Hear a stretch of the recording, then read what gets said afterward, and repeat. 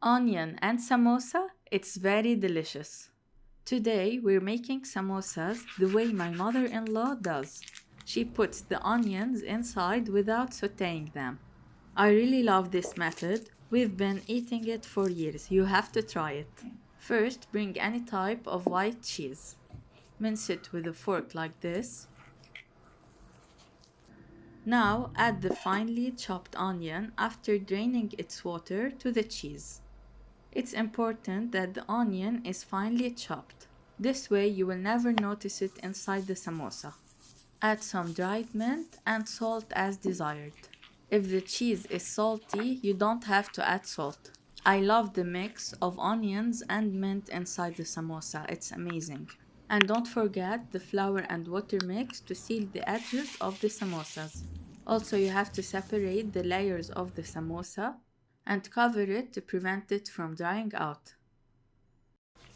Now we're going to shape the samosa this way. It's very easy. Take a piece and shape it into a triangle. When you notice a perfect shape of a triangle, make it like a cone, like this, and put the cheese inside it. Now continue to make other triangles with the same samosa. Continue to fold it until you reach the end of the sheet.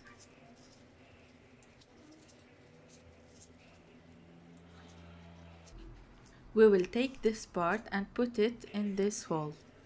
Put some flour and water mixture into this hole and put this part inside it.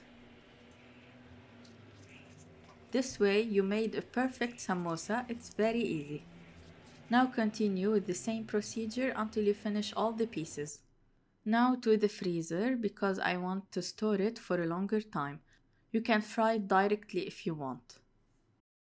Now after completely freezed, I will fry some pieces with you. Put it in a very hot oil and don't overcrowd the samosas. Leave it until it takes a golden color.